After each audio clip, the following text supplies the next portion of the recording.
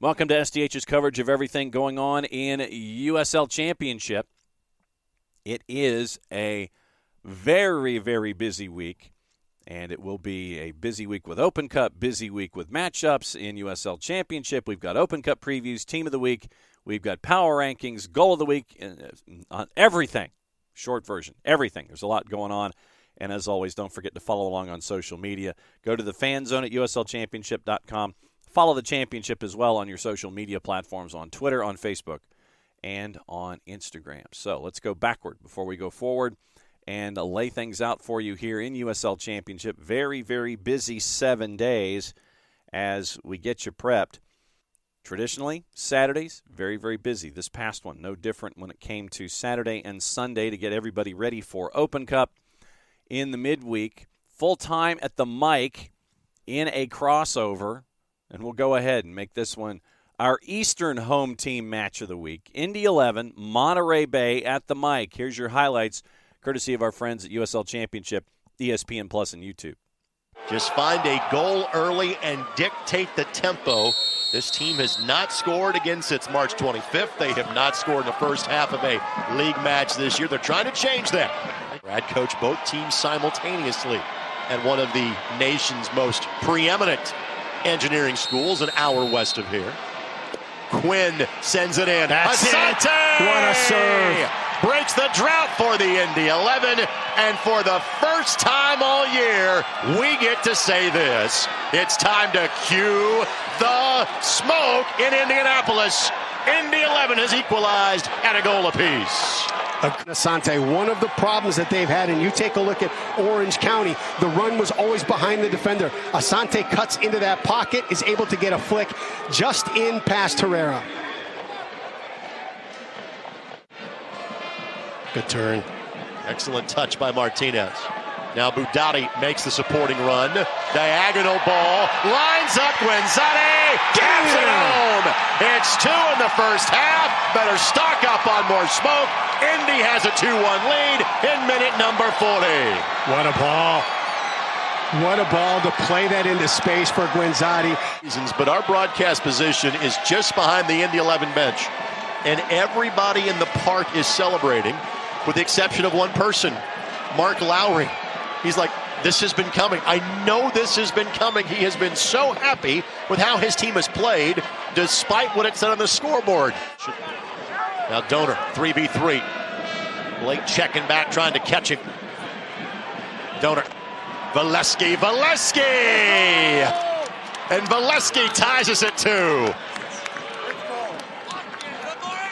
A fantastic feed. The finish by Valesky, his 3rd goal of the season. We're all level in the 58th minute. My goodness, was that brilliantly set up by Donor. Pulled Vasquez to him. Dambrot couldn't get there in time, and little that Yannick Edel could do. We are level at 2 goals apiece. The next player about to enter the fray for the Indy 11. Another errant pass to the midfield. Leaves an opportunity here. Valesky plays it across the poke, and there it is. Goal for Monterey Bay. That's 3. They've got the lead. What a ball from Alex Dixon. Novello Yaseki gets the goal. And 5 minutes for the visitors. Look at that. He just collects a repossession and immediately puts Indy under pressure. Nixon has been such a finisher this year. Tonight it's about the chances he has created for others. Short corner.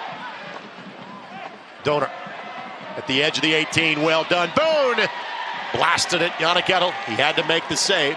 It'll be a corner again coming for the visitors. Love the design here by Monterey. Creative. Led to a... You can take some comfort in the fact that you found the back of the net twice. Opportunity here for Monterey Bay.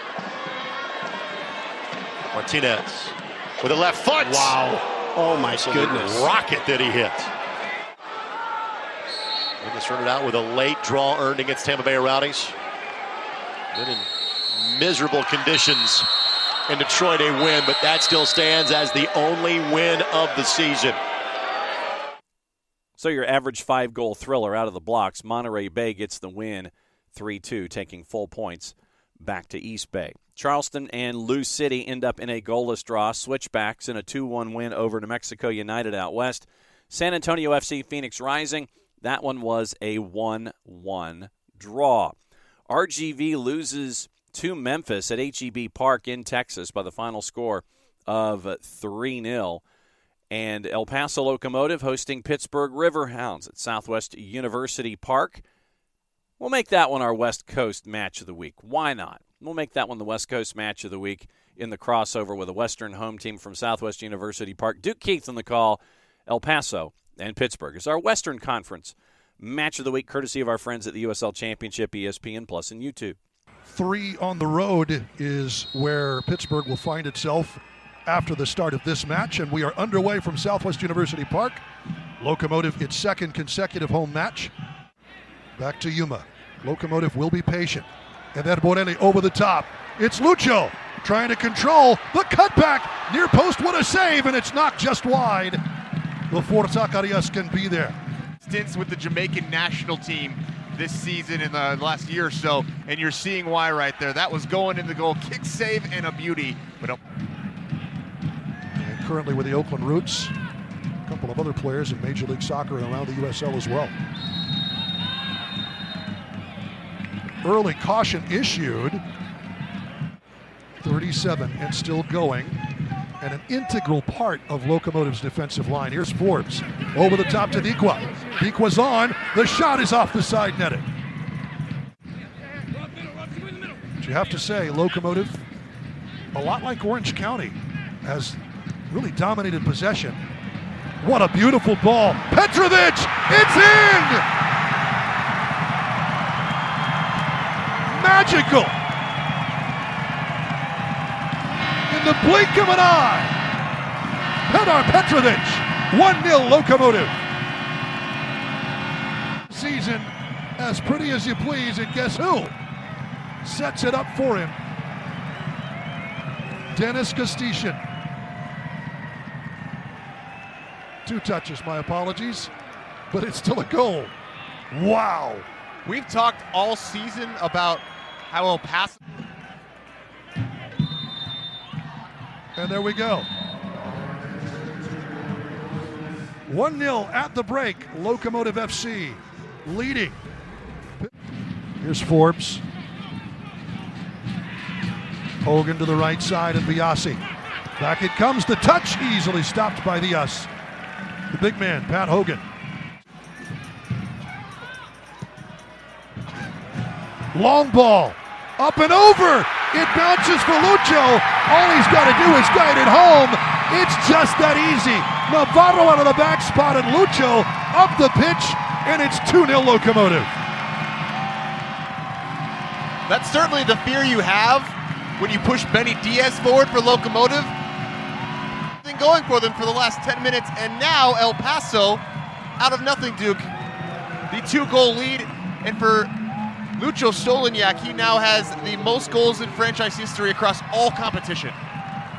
The #1 goal scorer all time for Locomotive FC, and what an absolute gift. You've got to say, Jamali Waite had to get that right, completely misjudged it, and that man is DC Harmon. Harmon, nicely done to cut back, sends one through, touched by Diaz. They got it to Showunmi. Situation where a lot of folks for El Paso's defense had their hands up, wanting on offsides, but Diaz just played the potentially equalizing before that mistake. Yuma doing well to stay in front.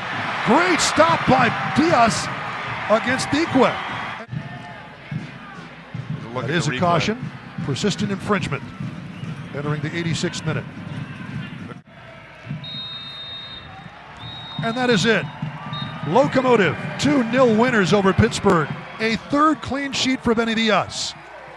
A second straight here at Southwest University Park, and a second straight win. 2 goals on the board for Locomotive, full points. Good work by the Locomotive in the Western Conference in the early crossovers. Also on the board in Irvine, California, Championship Soccer Stadium, Birmingham over Orange County 2-1. Sacramento Republic at Heart Health over Detroit City by the score of 1-0. On your Sunday, Loudoun United put 2 on the board to beat Oakland Roots. At Ricardo Silva, the Miami FC beat Vegas Lights by the final of 4-1. And San Diego Loyal 1-0 winners over the Tampa Bay Rowdies. That one was at Torero. So that sets up your standings. And we'll start things off in the Eastern Conference. Battery still on top after 7 matches, 15 points. They've won 4 out of 5. Legion at 13 points. Lou City at 13. They're behind in goal difference. Loudoun United 3-2-1 out of the block. 6 matches played and 10 points. Riverhounds at 9. The Miami FC at 7. FC Tulsa is at 6. Memphis 901's only played 5 matches, but after their first 2 losses, they've started to turn things around, unbeaten in their last 3. They're at 5 points ahead of Hartford and Indy 11 and Tampa Bay in goal difference, so they would be in the last playoff spot in the East. Detroit City out of the blocks at 1-5-1, and they are in last at 4 points. Western Conference, Sacramento Republic out in a hurry. 7 matches and 17 points. Have not lost in their first 7. San Diego Loyal at 14 points. Switchbacks at 13. San Antonio FC at 12. Monterey Bay at 11. El Paso at 10 with the win. They're now unbeaten in 3 of 4. Oakland Roots at 7 ahead of Phoenix Rising on goal difference. Below the playoff bar if the playoffs started today. Orange County at 6 points ahead of RGV on goal difference. New Mexico United at 4 points. Vegas Lights at 4 points. Jordan Farr, goalie for San Antonio FC, earns the Championship Player of the Month award. 3rd monthly award since arriving in San Antonio for the reigning championship goalkeeper of the year. Other notes going on. You look at your Open Cup previews for Tuesday involving teams from USL Championship. Pittsburgh Riverhounds hosting Maryland Bobcats at 7. That's on BR Football, whether it's on their app or on YouTube. Charleston Battery hosting Charlotte Independence. Patriots Point at 7 o'clock. Revs hosting Hartford Athletic. That's on YouTube through the Revs at 7:30 Eastern Time. Detroit City hosting Minnesota United also at 7:30 from Keyworth on BR Football. Monterey Bay on Tuesday hosting San Jose at Cardinal at 10 o'clock. That one is on BR Football and their YouTube channel. So a lot of activity for the teams on Tuesday in USL Championship. There's also action on Wednesday as well. Team of the week for Week 7, it is Christian Valesky from Monterey Bay, who is your player of the week, presented by our friends at Konami eFootball. Rocco Rios Novo gets the nod for being between the sticks for the week. 8 save performance to help Phoenix Rising get a 1-1 draw on the road at Toyota against San Antonio FC. Backline of 4, Graham Smith, the Memphis 901, Ader Borelli from El Paso Locomotive, Colin Smith from Birmingham, Akeem Ward from Memphis 901. Midfield of 4, Panos Armenikis from Loudoun United, Joe Corona, San Diego Loyal, Husu Landry from Loudoun United, Jeremy Kelly from Memphis 901. 2 forwards up top, Valesky and Juan Agadello from Birmingham Legion. Your bench, Benny Diaz from El Paso Locomotive, Kevon Lambert from Phoenix Rising, Paco Craig, the Miami FC, Jairo Henriquez from Colorado Springs, Luis Felipe from Sacramento, Christian Pirano from San Antonio, and Solomon Asante from Indianapolis and the Indy 11. San Antonio has acquired Rita Zuhir on loan from CF Montreal as a way for them to solidify their roster and continue to add depth as the season continues to go. Power rankings for Week 7 in USL Championship. No changes, 1, 2, and 3. Sacramento, Charleston, Lou City. San Diego's up 1-4. San Antonio, their 4 is down to 5. Monterey Bay, Switchbacks, Loudoun all up 1. El Paso up 3-9. Legion up to number 10, which means Riverhounds drop 5-11. Phoenix up to 12. Tampa Bay down 3-13. Memphis up 8-14. Orange County down 1-15. Hartford Athletic is stuck at 16. The Miami FC up 6-17. Oakland down 1-18. Vegas down 4-19. Indy 11 down to 20. New Mexico United at 21. RGV at 22. Tulsa at 23. And Detroit City stuck. League fewest 3 goals in 7 games. And another game, no shots on target against Sacramento. They right now are at the bottom when it comes to your power rankings. Goal of the week nominees. And you can vote on this through Thursday, April 27th, noon Eastern time at USL Championship, on the website, on the app, and all the other platforms. Guenzati from Indy 11 against Monterey Bay. Bruno Lapa from Memphis against RGV. Petar Petrovic from El Paso against Pittsburgh. And Armenikis for Loudoun United against Oakland. Once again, you can vote on all of those through Thursday, April 27th at noon Eastern time. Also, once again, you've got Save of the Week. Keep an eye on that. You've got Goal of the Week. We mentioned that as well. So a lot of things to be active about at the website at uslchampionship.com. Reminder, in Open Cup, you've got the matchup with Atlanta United and Memphis 901. Philip Goodrum, Laurent Kisiadou, Luis Fernando, and head coach Stephen Glass getting to travel to Kennesaw and have a bit of a mirror image game. So it's a really interesting run for Memphis 901 going up against for 4 of the folks involved with 901. They're one of their former places of employ, so it'll be an interesting one with the Wednesday matchups in Open Cup. That is all that's going on. Actually, wait a minute. We still haven't done the schedule. We got to do the schedule for the games upcoming on the weekend after Open Cup. See what happens? You sit there and you get into a rush, and everything continues to roll forward. All right, matchups this weekend after Open Cup. Very, very busy Saturday. Whoa, it's a busy Saturday. And you got one match on Sunday as well. All right, here we go, in a hurry. 4 o'clock Saturday at Keyworth, Detroit City hosting Tampa. 6 o'clock at One Oak, FC Tulsa hosting Sacramento. 7 o'clock at the Mike, Indy 11 hosting Pittsburgh. 7:30, interesting crossover, Charleston hosting Colorado Springs. 8 o'clock at AutoZone, Memphis 901 in Lou City. 8:30, San Antonio FC hosting Vegas Lights. 9 o'clock at the Lab, New Mexico United hosting Orange County. 10 o'clock at Cardinal, Monterey Bay hosting RGV. Oakland Roots at Pioneer Stadium at CSU East Bay. They are hosting the Miami FC. Torero at 10 o'clock, San Diego and El Paso. 10:30, Phoenix Rising and Loudoun United. The one match on Sunday, it is at 5 o'clock at Protective, Birmingham Legion and Hartford Athletic. That's your schedule and everything going on in USL Championship. If you are in market and can watch, quality play going on in USL Championship. So watch when you can dive in. Also on the board, if you're in market and cannot be in person, why don't you check in through your local provider and hang on that way? If you can't do it there, then what you can do is follow along on ESPN Plus if you're out of market and cannot watch or be a part in person. All the matches in USL Championship are right there for you on ESPN Plus all season long in the ESPN family of networks. So that's your rundown of everything going on in USL Championship for everybody here at SDH. For Jason, for Jarrett, for Nick, I'm just John. Play it safe, everybody. Enjoy the matchups in USL Championship. We'll catch up with you again next week.